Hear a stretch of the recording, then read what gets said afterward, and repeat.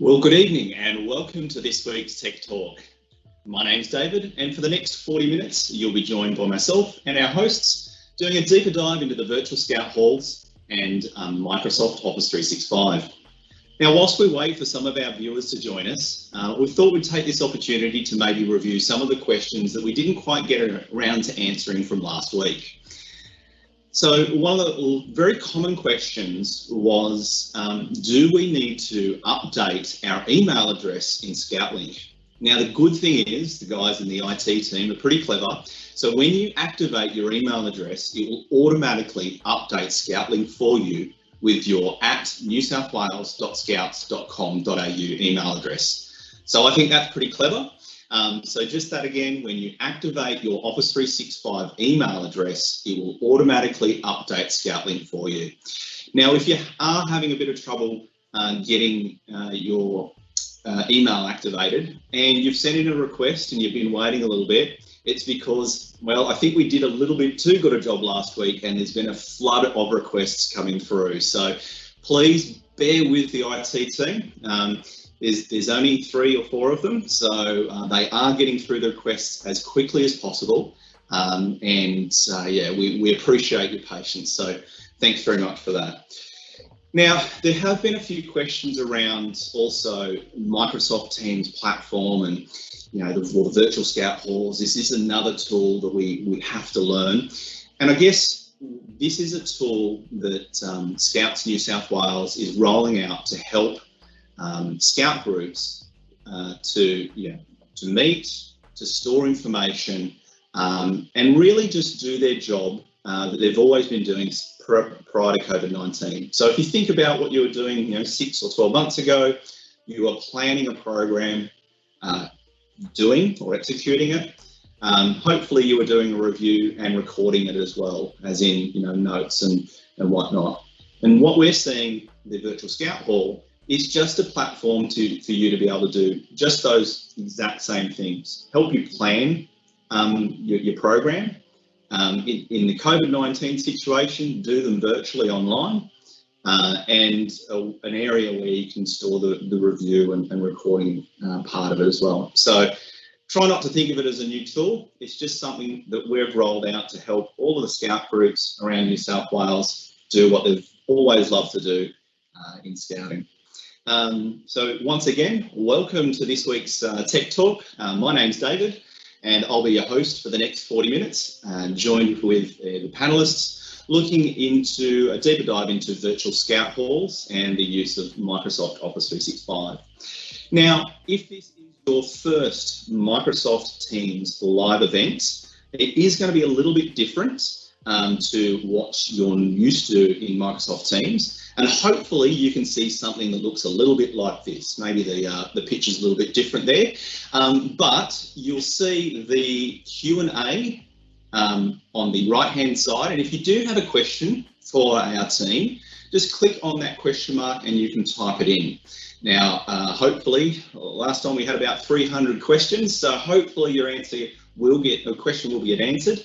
But if not, we are collecting them and adding all of the questions to our frequently asked question page on the website. Now, we did also get some questions last time about, can we hear you? No. So in a Microsoft Teams live event, only our presenters are able to share their audio. So that way we don't have 400 or 500 people putting their hand up and whatnot in the background. So just with Microsoft Teams live event, if you do have a question, please use the Q&A panel there for you. Now, this week, I am joined by Lewis Todd, who is a Joey leader in Scouts New South Wales. How are you going, Lewis? Good, thanks, Dave. And yourself? Yeah, fantastic, thank you. And of course, backed by popular demand, I have Jared Hale from the State Office as well. How are you going tonight, Jared? Ready and willing as always. Good to hear. Now, if you did miss last week's Tech Talk, and that was the overview of Office 365 strategy, and we were joined by Belle, that is online, I believe, Jared. It is available for those people to watch. Yes, it's on the YouTube channel and also hosted on our Zendesk. I have been shooting the link across to people, but we will be sending out comms with the link, but you can search for it. Excellent. So just probably the easiest way might be just to jump on the Scouts New South Wales YouTube channel, and the Tech Talks will be there. Yep.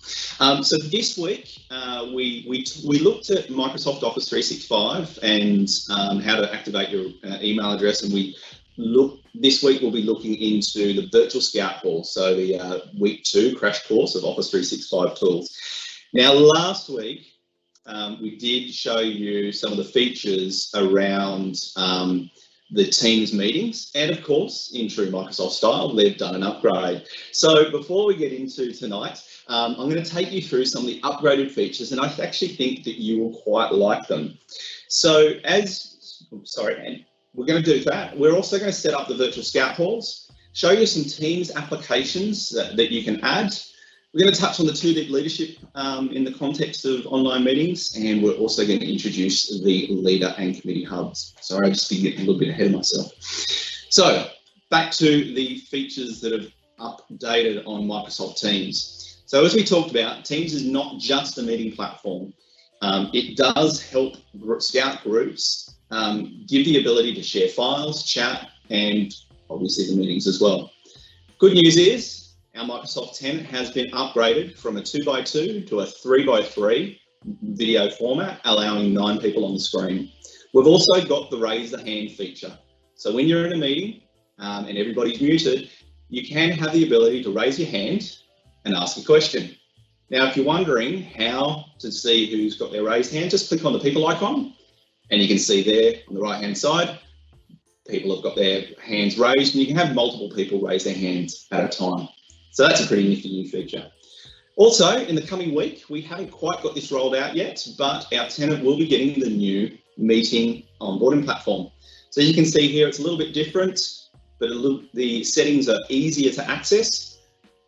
So you can customize your backgrounds before you launch into the meeting, choose your audio settings, etc., etc. So you can see there that you've got your custom backgrounds.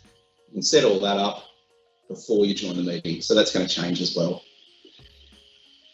Also, last week, we looked at meeting settings, and it was a little bit cumbersome to get to. So the good news is you can actually change those on the fly in a meeting now. So when you join a meeting, just click on the people icon again, and you'll see a new tick and cross icon. So just click on that, and we can now change who can present and who can bypass the lobby. And you can just save it during the meeting. Now, just on that, we did talk about who can bypass the lobby last week. And in this particular setting, it's got everyone. And we did say that to try and help with 2-deep leadership, that if you change that drop-down bypass the lobby to people in your organisation, it will help with that. Now, what has changed is when you add a guest, it classes it as a person in the organisation. So we'll talk about that a little bit later on this evening, but it's just something to be mindful of. So, Microsoft Teams and the virtual Scout group. Let me just share my Microsoft Teams session, and we will bring up the Microsoft Teams platform. There we go. And we've got the example Scout group. So as we can see here, we've got set up at the moment our general tab, Joeys, Cubs, Scouts, and Venturers. But what I might do is I might just have a bit of a chat to Lewis, who's been using Microsoft Teams for quite some time in his group right now. And what I'd like to know, Lewis, I guess, is first of all, welcome to the show. Thanks, David. It's all right. How long has your particular Scout group been using Microsoft Teams to support the virtual scouting or scouting from home experience? Yeah, we've probably been using it for just over a month, maybe 2 now. It's been a number of weeks and it's all flown by. And we've kind of changed how we're doing things along the way as we've learnt from different things and what's the best way to set it up to make it work for everyone.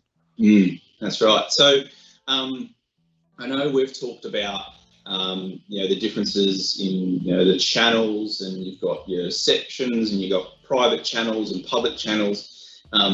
It's a little bit overwhelming to begin with when you first start that experience. How did you find the adoption of, I guess, Microsoft Teams in your group and navigating and all of that and setting it up? Yeah, look, it wasn't necessarily super easy. We did take a little while to figure out what was the best way. And from our different work, a few of us work in the technology space.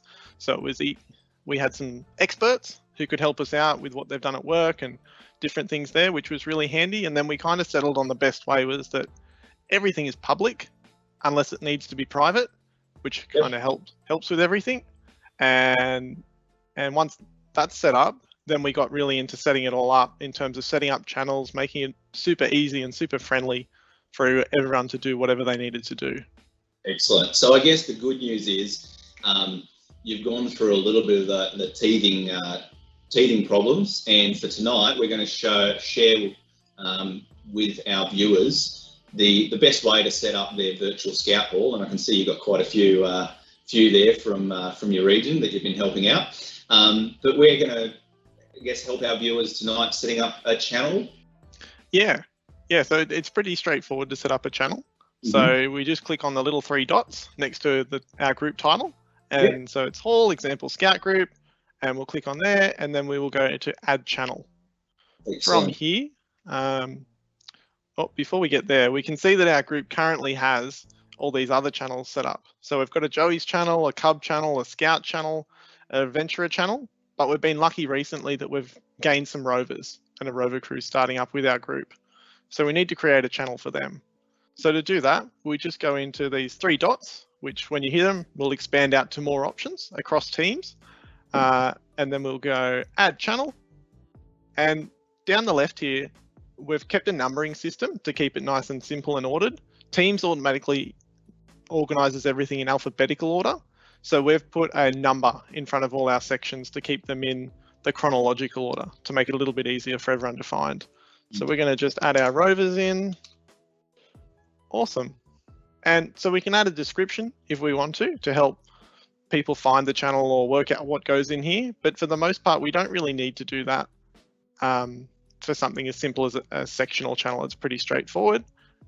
Privacy. So we want to set this to standard so that everyone can access it.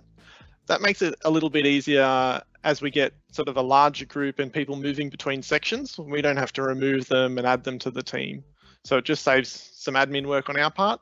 And then what we also want to tick is we also want to tick this automatically show this channel in everyone's list. And what this will do is mean that it'll show up here for everyone to click on nice and easily so that they don't have to go hunting to find it. They should be able to find it straight away. And we'll add the channel and it'll have a think. And now we're there, we're in. Perfect. So we've created the rover channel. By default, what's in a channel? Yeah, so by default in a channel, every channel has a post section, which is kind of like your news feed on a Facebook. Everything that everyone talks about all happens in the posts. We then have a file section.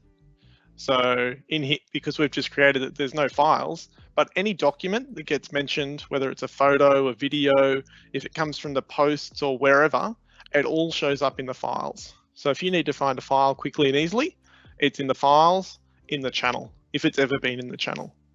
And then you also have a wiki, which is kind of like a notepad that you can set up for all this different information that your group might have going on. So for us, we have so for my group, we have a wiki that's set up with useful links for everyone.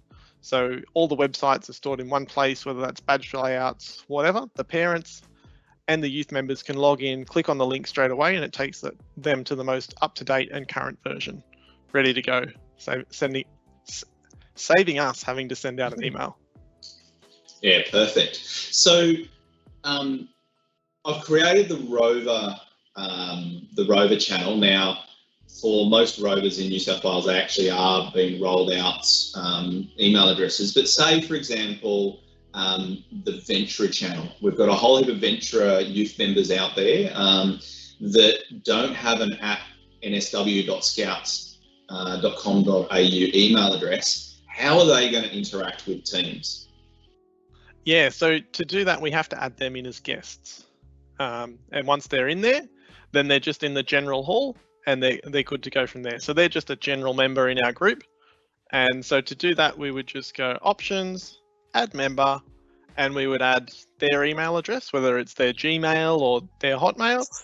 So scout@gmail.com, and it'll, oh no, wrong section. I don't want to create a channel called scout@gmail.com. That would be a disaster. Let's try that again. So we'll click on the 3 dots and we'll go to add member. And then we'll type in their email address. And it's going to add them as a guest because they don't live in the Scouts New South Wales tenant. So we'll do that. And now the important thing to do here is make sure we click on this little pencil so that we change their name to their actual name.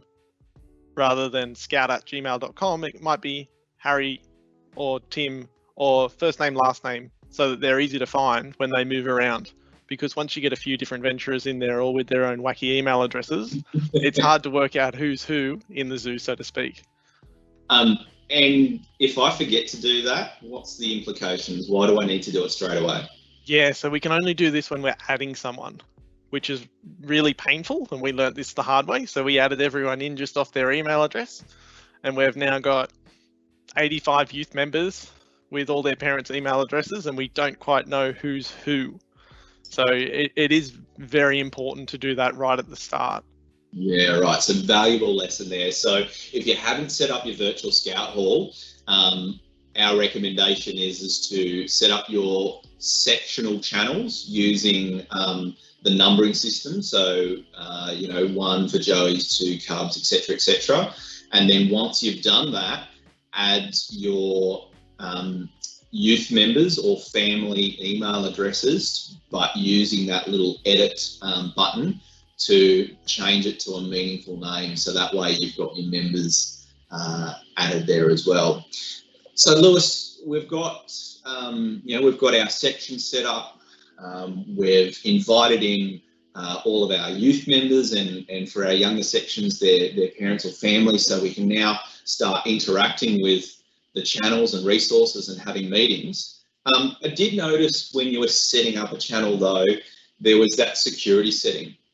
Do we want to maybe explain or show our listeners today or viewers today what a private channel might look like or what the difference is there?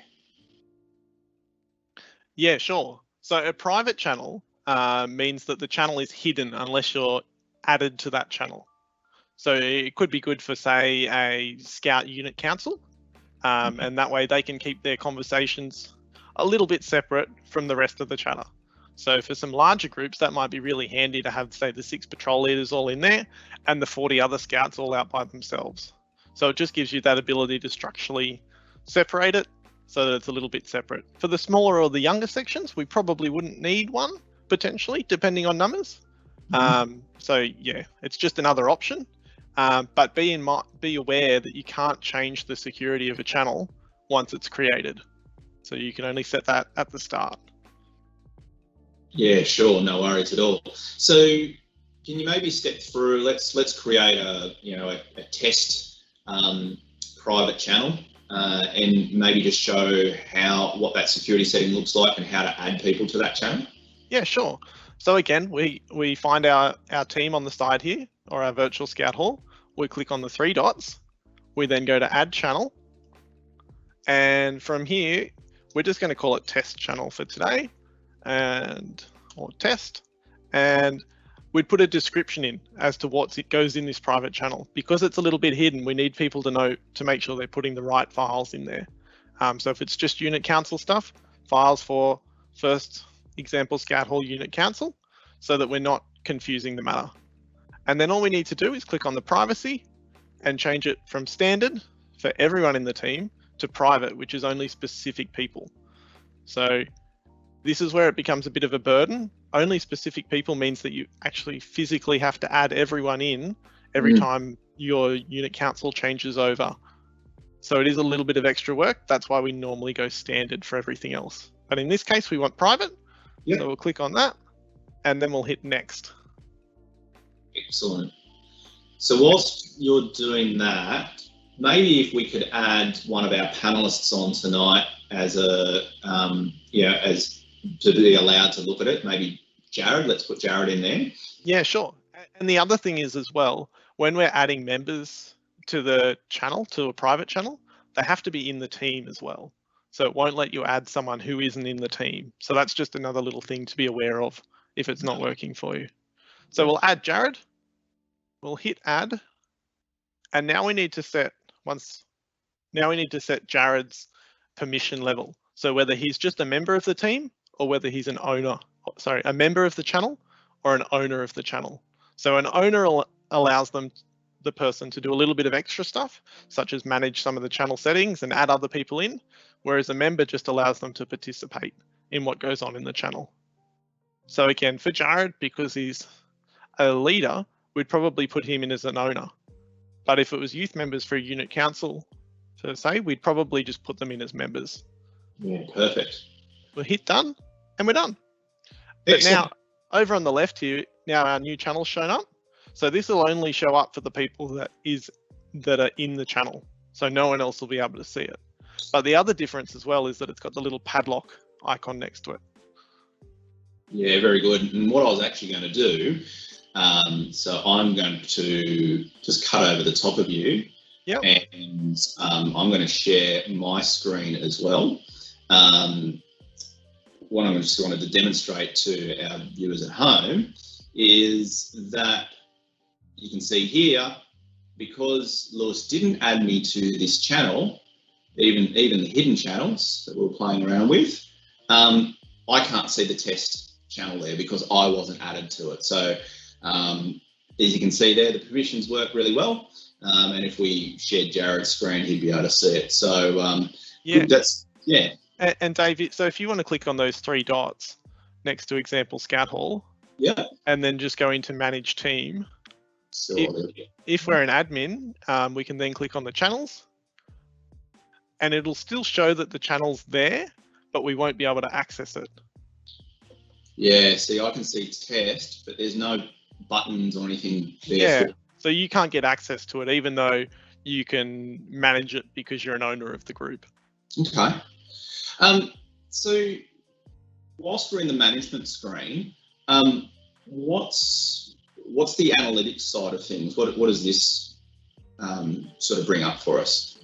Yeah, cool. So the analytics is kind of cool. It tells us how many people have been online. So this is a pretty small team. We can see that there's only 8 of us in there, and it shows us that out of the 8, 7 of us have been active in the team in the last 7 days. So if we've got a larger group, it's a little bit handy to see how your engagement is going for different things. Just another way to keep an eye on things, so to speak. Yeah, perfect. All right. So that gives, I guess, group leaders and leaders of the channel a bit of an understanding of who's engaging, who's not, how well it's being used, and a bit of an overview of how the group is going in a virtual environment. So what I wanted to show you tonight as well is last week Jared showed you the portal with Office documents and Word, Excel, those sorts of things. And I've just jumped into the Ventura section and I've just jumped into files. And I'm going to go from files to program files. And just in program files, I've got a special interest area resource, and I want to create a new resource. And it's going to be an Excel Word book. And I'm going to just call it test because I'm very imaginative. Just hit create. And as you can see, it launches into the online version of Excel. No, it's not working, David. No. Okay. How about I try and create one and see if it works from my end? There we go. All right, let's do that. Cool. As you can see, people who work in IT still do have challenges. So don't feel too bad if you're at home going, man, my computer doesn't like me. Have you tried turning it off and on again? Alrighty, Dave. So we've fired up a new one. Yeah. Test 2 seems to work from my side. Let's have a look. So I'm just going to jump back into the special interest areas, and we can see here test 2 modified by Lewis Todd. Now let's just jump in there, and as we can see, Microsoft Excel. Now the good thing is we can work on this document together, and I can tell that Lewis is in this document right now because up here we've got Lewis Todd. And I'm going to just type in, hi there, how are you? And you can see that Lewis is down here and he's written good. So you can see in the Microsoft Teams platform, if you've got Microsoft Office files, and this works with Word, Excel, PowerPoint, that you can actually work on these files together. And you can see there, Lewis is in the background, busily typing away, and his document is working well. So, good thing there is that if you've got youth members and leaders that want to work on maybe a program or a particular resource together, you can do this within the Teams platform, and you don't have to wait for one person to do their bit and then they can jump out again. It's all contained within Teams and you can collaborate live together. Now, Lewis, you've got some examples, I guess, where people have been working on files and, updating photos and those sorts of things. Maybe if you want to cut in over my screen share, what are some of the examples of, you've seen groups use the file storage in Microsoft Teams? Yeah, so just waiting for my screen to take over. Trying to do Microsoft Teams live events whilst it's the peak hour of the NBN traffic is always fraught with danger, isn't it? Yes. Alrighty. Can you guys see my screen now? Yes, we can. Thank you. Cool. So we can see my home group, Katara, and so we've got our Cubs and what they've been doing. So over the last however long, they've been uploading photos of all their different things. So these have all come through in the post section about what's been going on, kids camping out at home, having a great time, etc. But because they've been posted in the channel, they're automatically in the files section here. So no need to scroll back up forever. All our files are located here. And then if we're talking about those helpful links that I mentioned earlier, so here's an example. So we've got all our different websites, videos about our different program elements, and we can even click into one of these and it should take us, alrighty.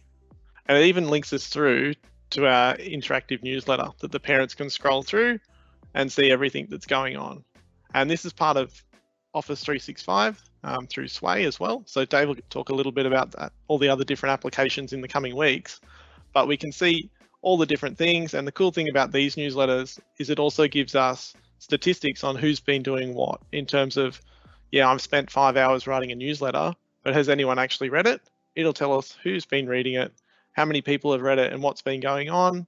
We can embed photos and everything as well, and it'll show us everything that we need to see. Wow. So it really does help, I guess, with your particular group that you've got a number of industry professionals to, help you use Sway and other tools. For those leaders that are out there that, probably feeling maybe a little bit overwhelmed by that, I guess my encouragement for you would be that your files, so, your Word, Excel, those documents or pictures are probably just being stored on home computers at the moment or, without Teams. So what we're trying to do here is just encourage you to upload your files and photos and content into Microsoft Teams, which just is a simple drag and drop. So everybody within that channel can benefit from those resources. Yeah, and the handy thing is here too, Dave. So Susie, our Cub leader's uploaded all this stuff, and normally this would live on her computer, but I can easily just click on the minutes of the last pack council and see what's been happening and jump in without having to chase Susie for the file. Because it lives in Teams, I've got access to it and can jump in. Yeah, so I guess instead of saving your files on your computer and they may not be backed up and all of that sort of stuff. What we're saying is drag and drop them into Teams. That way it's going to make your life a lot easier because people won't be chasing you for that information, and it's stored in a very safe and secure area. So what I wanted to do is just share my Teams view, if that's okay. Take over. And I just want to talk to everybody about applications. So we've got here in the venture section, we've got the files. Now, I need to change that a little bit. Sorry, go on, Lewis. I was going to say, how do we add different things across the top? Because we talked about we can have posts, files, and wikis by default, but if we wanted to add something else?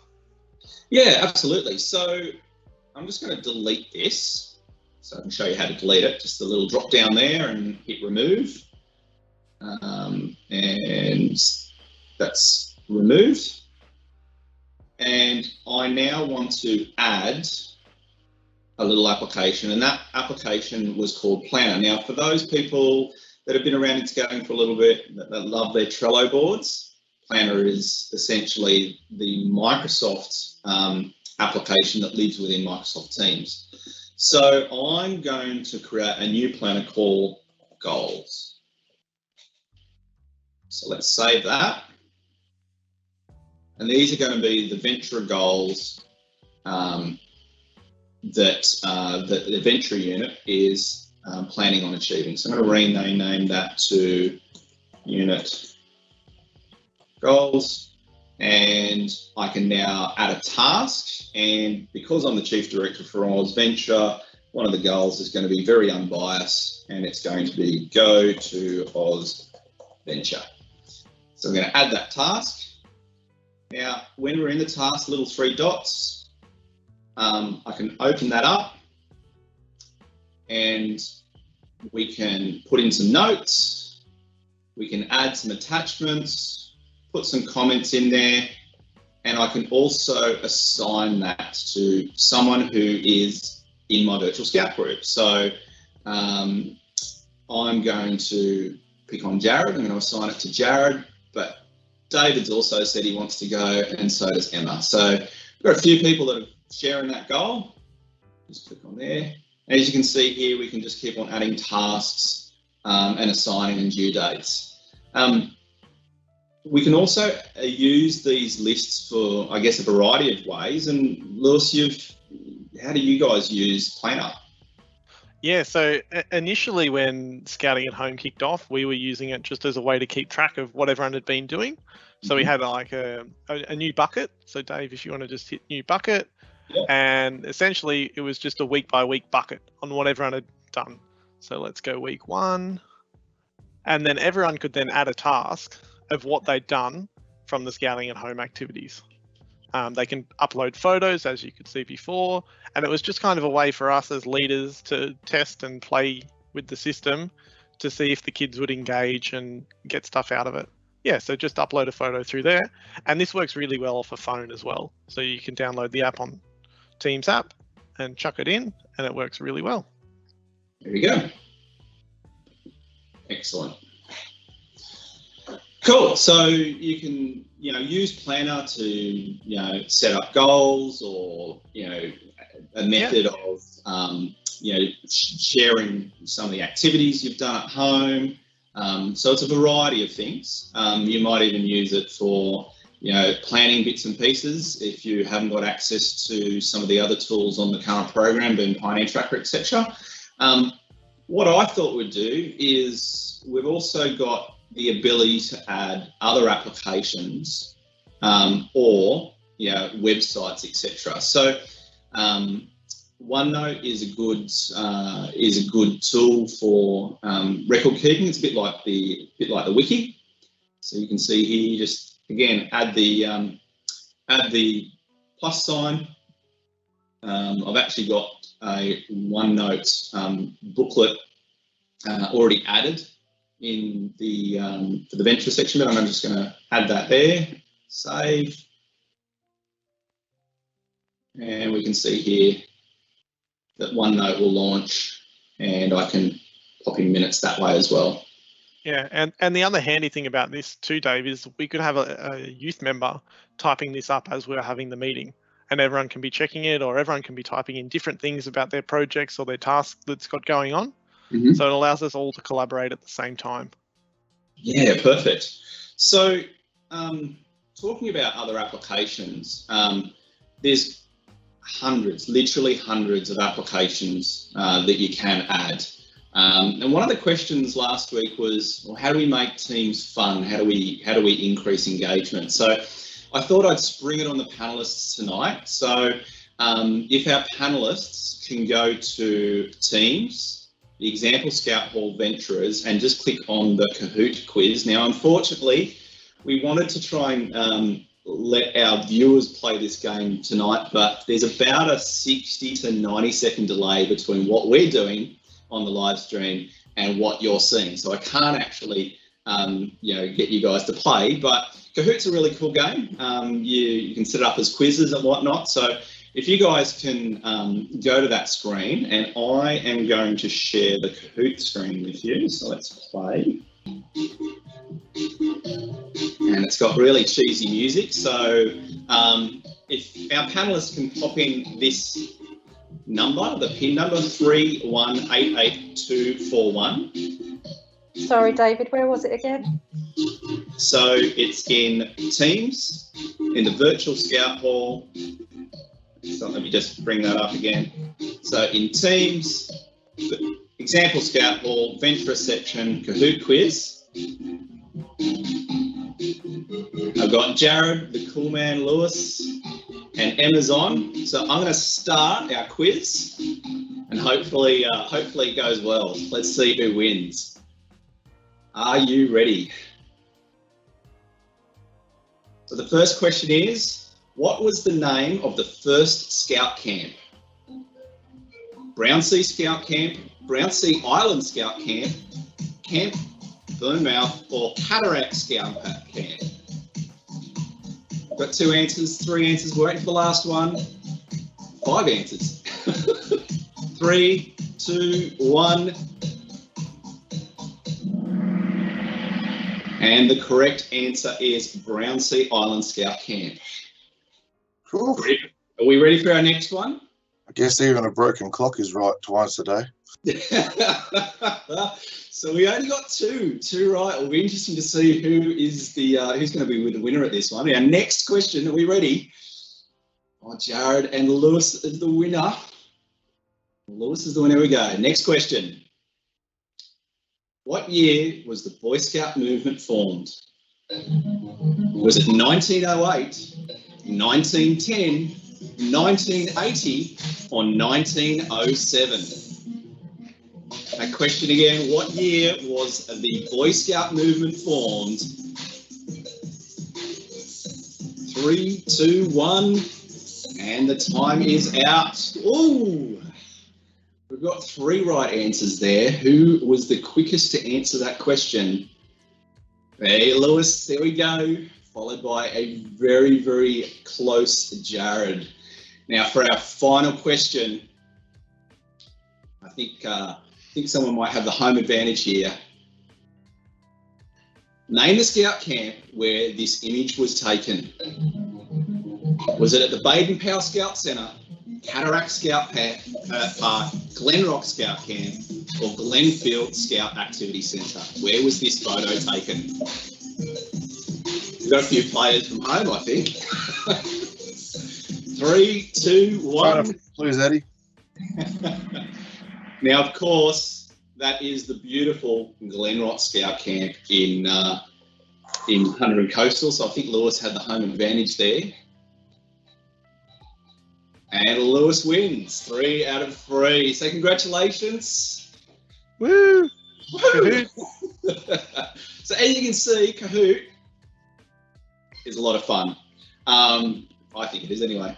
So you can add a lot of questions, like applications like that. Doesn't take that much to set up, does it, Lewis?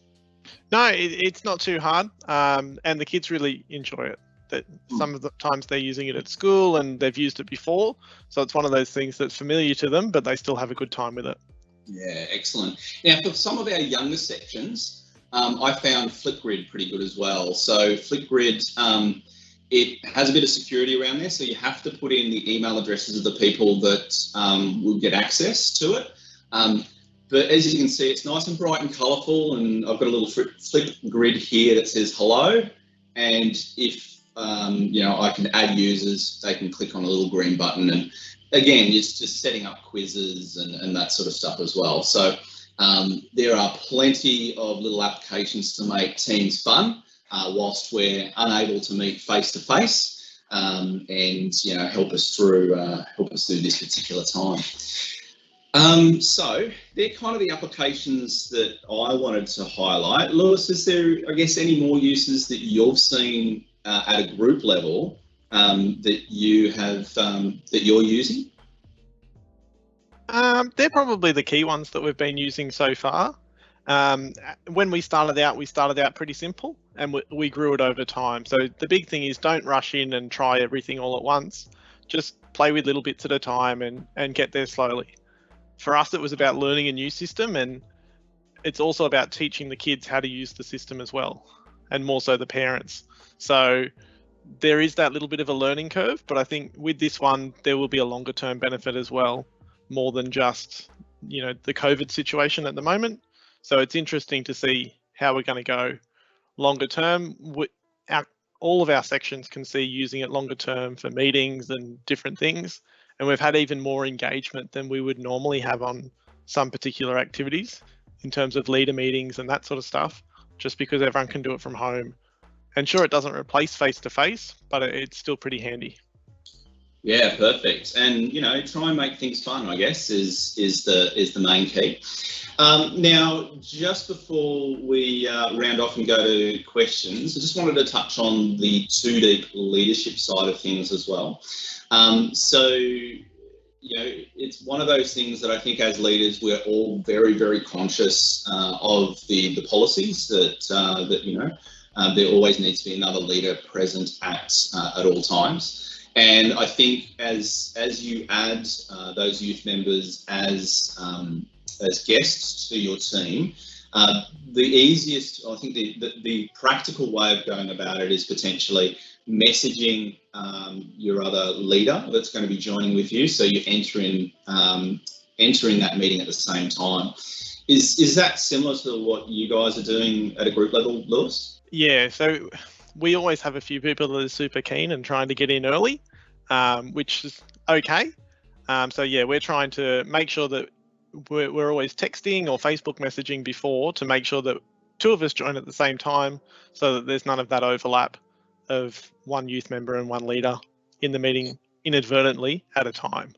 Yeah, absolutely. Now, one of the things that you can do as the meeting organizer at the end of the meeting, so you don't have people hanging on, is that ability to, instead of pressing the red button, I've just got it on the screen here, is to end the meeting. So you can see the yellow dot there. So instead of, if you're the meeting organizer and the section meeting has concluded, what you can do, just to make sure that people aren't hanging around, and you might have a situation where you've left but the other leader has got distracted and stayed on, just hit end the meeting, and that forces that meeting to end completely where everybody leaves. Now, of course, you don't really have control if a couple of youth members create their own team, or hit meet now, or create their own meeting, and that, I guess, is no dissimilar to what they would have done 6 months ago, chatting on Facebook, or maybe hanging around the hall a little bit later on. But at least this way, as the meeting organizer, you're talking to your other leaders beforehand and coming into the meeting together, and then hitting end meeting to make sure that section meeting is concluding at the same time. Now, we did want to introduce the Leader and Committee Hub.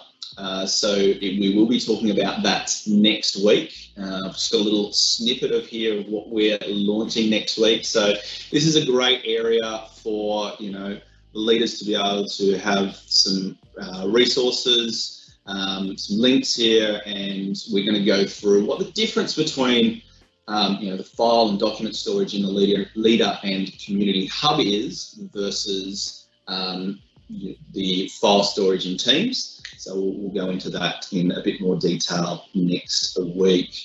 And I guess we've got a little bit of time, panelists, for some questions and answers. There we go. Emma. Hi, how you going? There was a few questions around adding members to channels and how that works, and if only owners can do it, if there can be multiple owners of channels as well. Yeah. So when you add someone as a guest to a team, that person can see all open channels. It's only the private channels where you need to specifically invite someone in.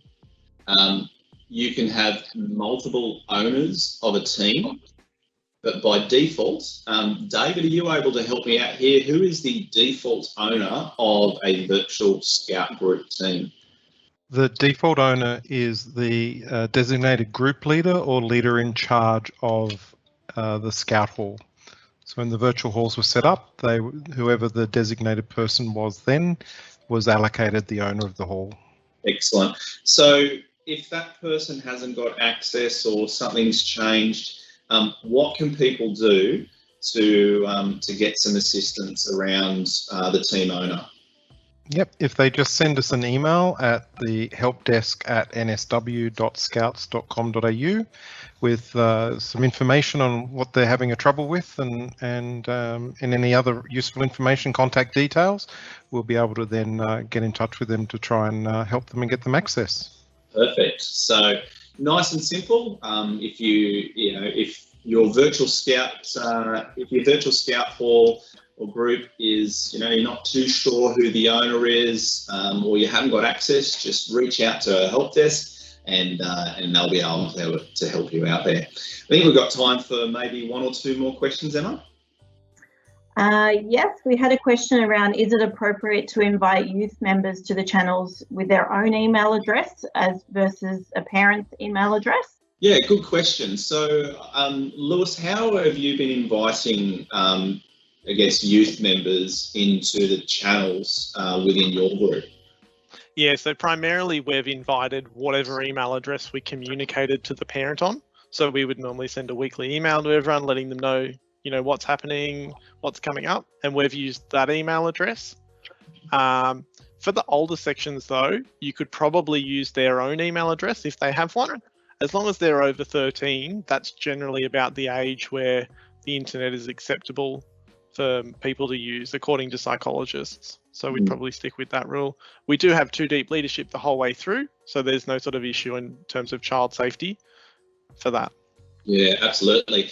And I did see another question around, is it appropriate to use a student email address that's maybe part of a student Office 365 hub?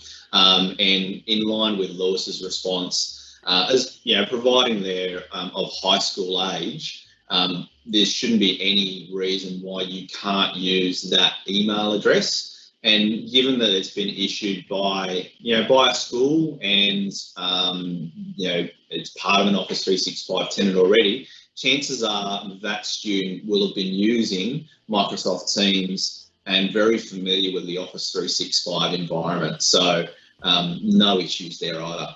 Any other questions sort of coming up there, Emma? Yeah, a question which has been brought up, I think, which is probably a good one to address, and Lewis, you might be able to weigh in on this. One of the questions was, who is going to train the parents to use it? In other words, teams, I'm guessing. How have you approached that? I guess that's probably a good lesson for us all to think about. Yeah, so we sent out an email with the quick start guide to Microsoft Teams for the parents. There has been some teething issues with some of the parents picking it up, but over the first couple of weeks, we've sort of ironed out those things. Our first meeting that we had in terms of online with Teams was literally just log in and see if you can get it to work. We didn't have any content planned for the night. It was more just, let's get the technology happening. Do we need to troubleshoot? And that way, if there was issues, the kids weren't disappointed that they were missing out on something. So it is just kind of that guide them through the process slowly approach. Yeah, absolutely. And look, I think, I guess just adding to that, hopefully these sessions, especially with the familiarisation of how to log into the portal and, navigating the portal will help. If you Google MS Teams short how-to videos, and I believe it's on the Where to From Here slide, there's a link to it. There's actually a series of about 10 videos. They're only about 2 minutes in length, and they're very, very specific. So it's like, how do I launch Teams? There's a video on that. How do I start a meeting? There's a video on that, and they only go for about 1.5 to 2 minutes. So if groups need a resource to leverage on, the MS Teams short how-to videos, which is an official Microsoft resource, is really great. You don't have to reinvent the wheel. Just include that as part of your communication out to parents at home. And it is really straightforward, great explainer videos and instructions there as well. So the other one that I also see is, I've already got a Microsoft Office 365 account from school or from work. And, I've got one from Scouts, and I have to sign in and sign out. Is there any easy way around it? And unfortunately, the short answer is no. So I have the very lucky position of having an AusVenture Office 365 account, a Scouts New South Wales Office 365 account, and a work Office 365 account. And I'm constantly signing in and signing out. What I do know though is, like we talked about the other week, if you pick up your favorite mobile device, so that's, an iPad, an iPhone, an Android phone, Android tablet, and go to the application store and download Microsoft Teams on that device, it does allow multiple logins. The experience is a little bit different, but at least on those devices, I'm not constantly signing in and signing out. I just have to switch between accounts. So that's probably my only comment there. Otherwise, each time you log in for Scouts, you'll have to log in and log out, and then subsequently for work, etc., or school. Excellent. Is there any, I think we've got maybe time for one more question. I was going to say, there's another good one here in regards to, can I add a parent as well as a youth member into Teams, so that maybe there's 2 accounts or 2 guests per person? Yeah, look, I think, at the end of the day, the technology will allow, because you're just adding an email address as a guest. And for younger members, absolutely. I think you would probably agree that, Lewis, that our younger members will need parental assistance to even log on to the platform. Yeah, and correct. For us with our Joeys, we've just added the parents' email and gone with that, because they're always sitting there with the child, helping them in. But, for a cub or a scout or even a venturer, maybe the parent wants to see what's going on in the unit, and there's nothing wrong with that. They can see in.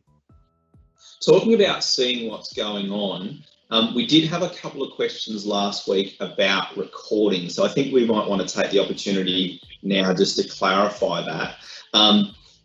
What we were saying, and when you record a meeting in Microsoft Teams, it comes up with a notification at the top of the screen.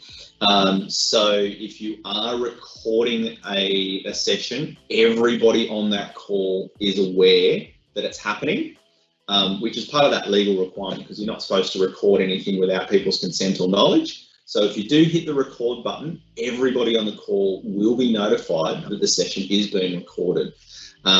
So that's why it's allowable, because it is part of that notification process. And I guess if someone has an issue with that, they could raise their hand or say, look, I'm not comfortable with being recorded, so it can be turned off. So that's I guess sort of covering off that particular one there as well.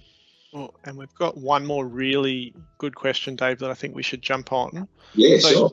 If I can't see the 3 dots next to the team, what does that mean? that means that you are not an owner. So if you can't see the 3 dots is, I guess, your management queue. It means that you are a member of a team and someone else is the owner. Yeah, so in that case, you might have to contact your group leader so that they can help you out, whether it's adding members or adding someone to a channel. Absolutely. All right. Well, I think it's about time now. We're just on the hour, so apologies if we haven't gotten to your questions tonight. They will be on the FAQ. And of course, if you have missed tonight's session or someone that you know in your group was unable to attend, it is being recorded and it will be uploaded to the Scouts New South Wales website and the YouTube channel. So thank you very much for your time. Next week, we'll be taking a deep dive into the Leader and Community Hub. And until then, happy scouting, and we'll look forward to seeing you next week. Thanks very much.